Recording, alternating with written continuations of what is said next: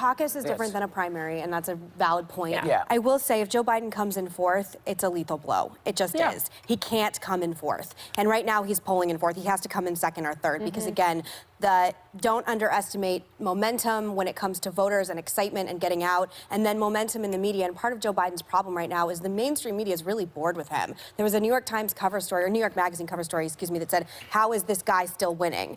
And again, I think people in the media have covered him for 8 years, and they're bored. Journalists are bored. They like the exciting, new, shiny thing. It doesn't matter. What matters is what Iowans want, what Americans want. Iowans first. But in this atmosphere, I think boring is a good thing. I don't disagree, but you're not a journalist trying to come up with a new exciting story on the trail with the bright, shiny new object. And I think it does a disservice to the good work that so many of the candidates across the board are doing. People like Andrew Yang, who, by the way, is, I think, at 2% in New Hampshire right now, really coming out fast and strong with a grassroots campaign.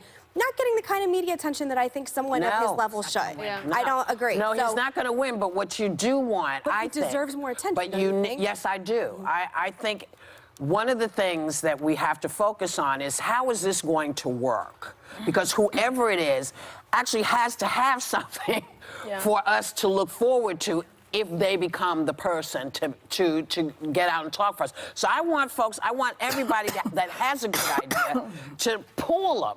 Yes. Because I believe amongst everybody, there are great. Andrew Yang has great ideas.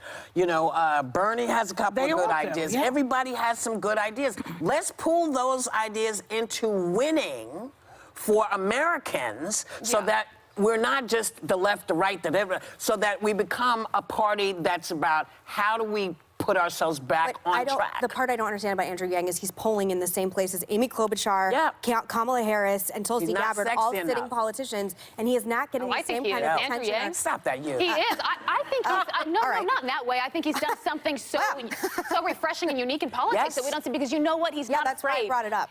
He's not afraid. I talk about him all, you know, I always talk, I talk about him all the time. But I'm just saying, the point I'm trying to make in all this is that the media doesn't find Joe Biden or Andrew Yang as compelling as they do Mayor Pete or Elizabeth Warren right now, and is doing a huge disservice to the hard grassroots effort that all of these candidates are doing that are rising to the top. I'm sorry, you're beating sitting senators and Congress people right now.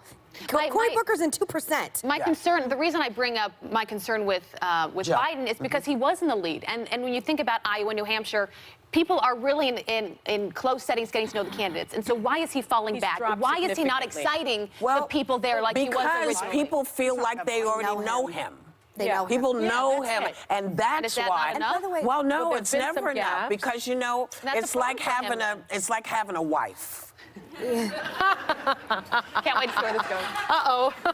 I've never had one, but I hear things. The night is young. That's right. But I think it's like, you know your wife, you know her. But some, you know, hotsy-totsy lady, the same age, the same sort of group, comes in, and it's like, hey, how you doing?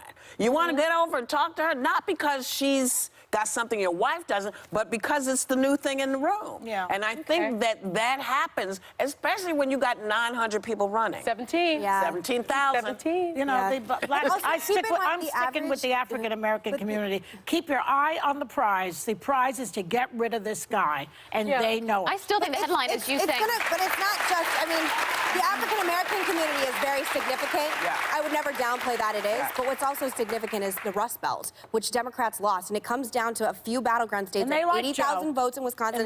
They do like Joe. But I will say, keep in mind, the average New Hampshire resident goes to 3 presidential town halls per election cycle. So they are out there front and center, seeing each candidate in a town hall, getting their interactions with them, and they will make the right decision. We'll know when we know. That's the beauty of this whole thing. We will know when we know, and then we'll know how we did.